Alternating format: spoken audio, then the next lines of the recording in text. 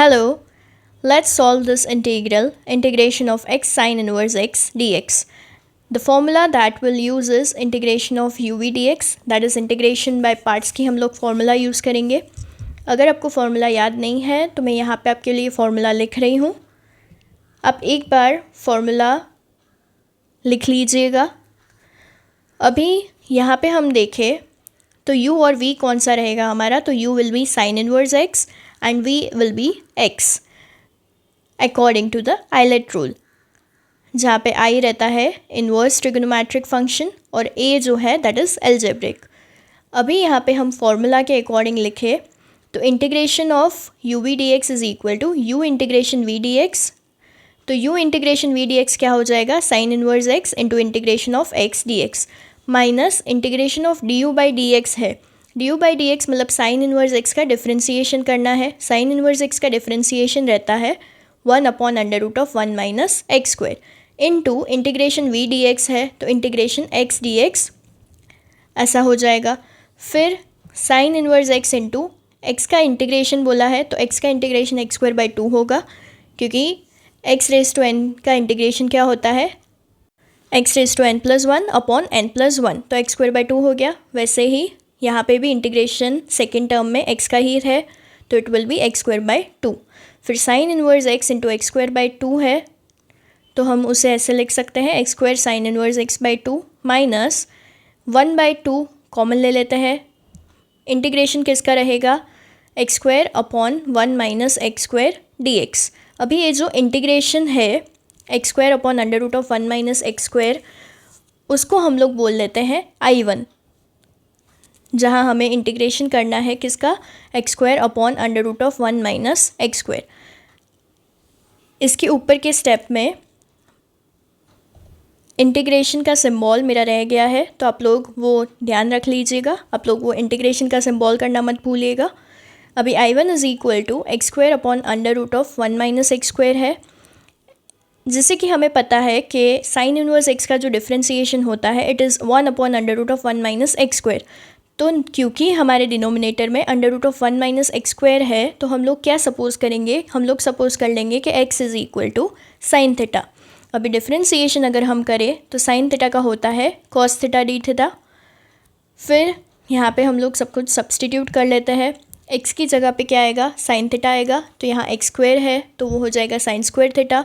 नीचे क्या होगा, √1 माइनस साइन स्क्वायर थीटा, और dx की जगह पे क्या आ जाएगा, cos theta into d theta. ये हमने कर लिया. फिर we already know the trigonometric identity, that is cos square theta plus sine square theta कितना होता है, इट इज़ इक्वल टू 1. तो अगर मैं बोलूँ कि 1 minus sine square theta equal to क्या हो जाएगा, तो इक्वल टू क्या होगा, कॉस स्क्वायर थीटा होगा.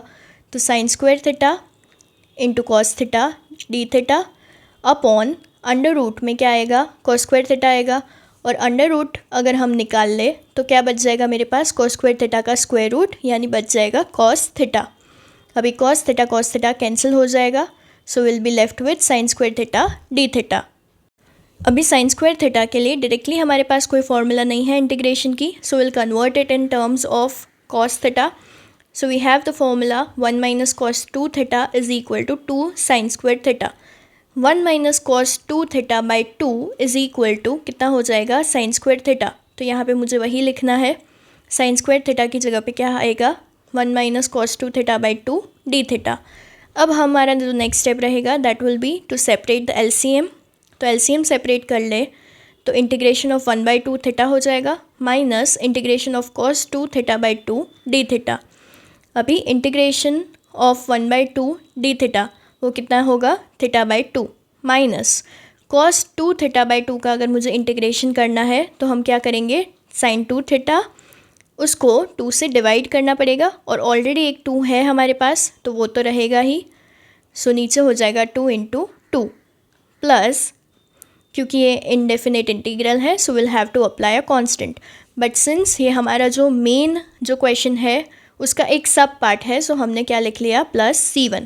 सो theta by 2 minus sine 2 theta का होता है 2 sine theta into cos theta, और नीचे क्या हो जाएगा 2 इंटू 2 4. अभी यहाँ पे ये 2 इंटू 2 4 होता है तो नीचे 2 बच जाएगा हमारे पास. So will have -1/2 sine theta into cos theta को मैं वापस से साइन थीटा के टर्म्स में लेके आऊँगी. उसके लिए मुझे वापस वो ट्रिगोनोमेट्रिक आइडेंटिटी यूज़ करनी होगी. तो ट्रिगोनोमेट्रिक आइडेंटिटी यूज़ करें तो कॉस थीटा की जगह पे क्या आ जाएगा, √1 - sin स्क्वायर थीटा. अब हमने सपोज किया था x = साइन थीटा. इसका मतलब हम थीटा की जगह पे क्या लिख सकते हैं, थीटा की जगह पे हम लिख सकते हैं साइन इनवर्स x. तो हमने यहाँ पे लिख लिया कि थीटा = साइन इनवर्स x. आगे देख लेते हैं. 1/2 साइन इनवर्स x माइनस यहाँ क्या हो जाएगा 1/2 इंटू साइन थीटा जो है वो हमने x सपोज किया था. सो x आ जाएगा इंटू √1 - x² प्लस c1. अब ये जो हमारा मेन जो है वहाँ पे हम लोग I1 की जगह पे जो हमारी वैल्यू आई है वो सब्सटीट्यूट कर देते हैं. इसे बोल देती हूँ मैं इक्वेशन 1.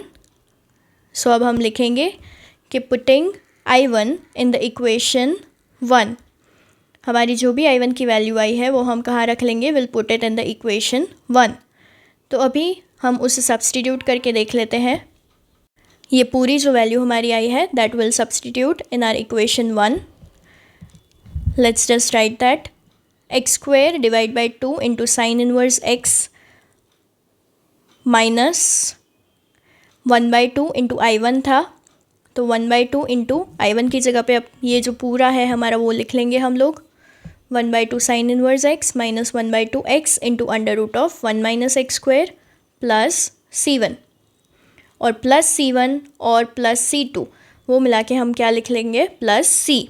सो अब हमारा कांस्टेंट हो गया प्लस c. सो x²/2 sign inverse x minus यहाँ पे हम लोग ब्रैकेट ओपन कर लेते हैं और 1/2 को मल्टीप्लाई कर लेंगे. सो हो जाएगा 1/4 into sine inverse x minus minus plus 1/4 into x √1 - x² plus c. अब मेरी जो पहली दो टर्म्स है वहाँ से मुझे 1/4 और साइन इनवर्स x में कॉमन ले सकती हूँ. सो 1/4 साइन इनवर्स x हम लोग कॉमन ले लेते हैं. तो मेरे पास ब्रैकेट में अब रह जाएगा 2 इंटू x².